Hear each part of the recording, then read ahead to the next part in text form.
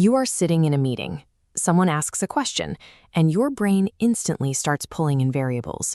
You pause to actually formulate the thought, and in that tiny window of silence, someone else speaks up, delivers an answer, and the entire room moves on.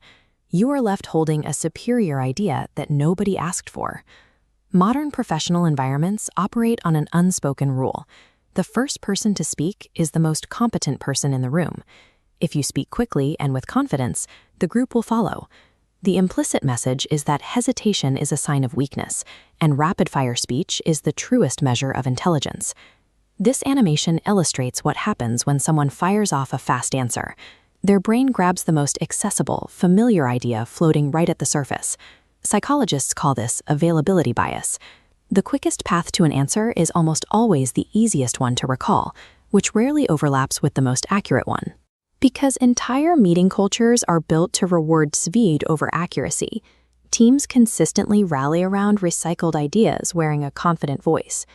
3 weeks later, they collide with a structural flaw that was entirely predictable if anyone had slowed down long enough to actually look for it. Participating in these rapid-fire meetings exacts a heavy toll on anyone who naturally thinks deeply.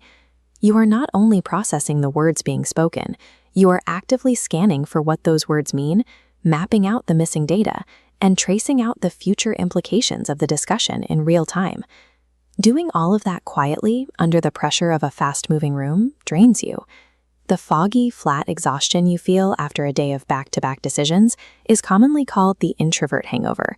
Your brain spent 8 hours working at a depth that the physical pace of the room aggressively opposed. The discomfort of that silence can eventually push you to compromise. To avoid the social pressure of an awkward pause, you offer the surface-level version of your thought. You say something that sounds reasonable, so the room can move on, fully aware that the complete answer is still forming in your head. The guilt that follows, the persistent feeling that you should be sharper or faster on your feet, is misplaced. You are experiencing friction. It is the very specific friction of a highly capable brain being forced to perform against its own biological design.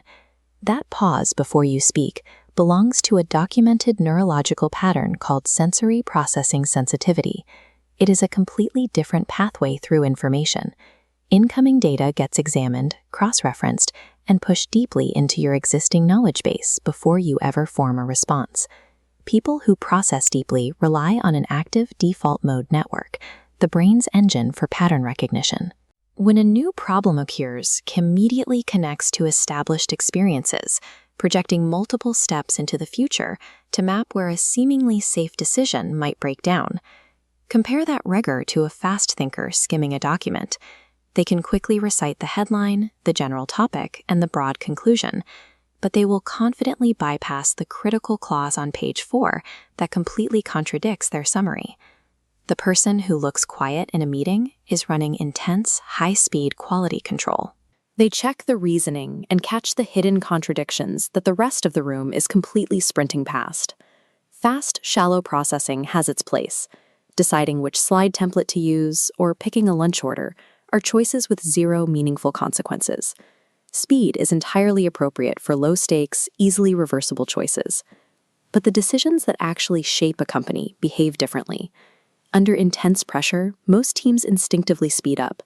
The discomfort of an open, complex problem drives people to demand a quick resolution, which regularly forces the group down paths they will bitterly regret 6 months later. Deep processors automatically calibrate to those high stakes by executing the exact opposite behavior. As risk increases, they slow down. They step back to investigate the unexamined assumptions at the base of the discussion that everyone else is ignoring. They possess the unique ability to hold a complex, ambiguous question open. They do not feel the impulse to prematurely slam a lid on the conversation just to relieve the room's tension. Performing this invisible due diligence at the beginning of the timeline is the only reliable way to catch a fatal error, while it is still cheap to fix. That patience prevents catastrophic mistakes from making it into production. A fast thinker tends to collect isolated facts to solve the task at hand, but a deep processor works to integrate every piece of new data into a larger existing framework. Over a multi-year timeline, this creates a compounding advantage. Every experience gets cross-referenced and placed. You begin to notice risks and connections that don't register to someone working from a shallower foundation. This internal filtering changes how you're heard. Because you cut the tangents before you speak, your contributions require less clarification or correction later. When people realize your input doesn't need to be walked back, they start listening more closely to the silence that preceded it. While the fast talker gets the initial nod, the deep processor becomes the person the team seeks out when a decision is irreversible. Trust isn't won by speaking first. It accumulates every time a concern you raised turns out to be worth raising. You have a biological advantage, but you work in an environment built for speed. You have to make your processing time legible to your colleagues, ensuring they read your silence as active calculation rather than disengagement or absence. The simplest tactic is to establish a verbal standard.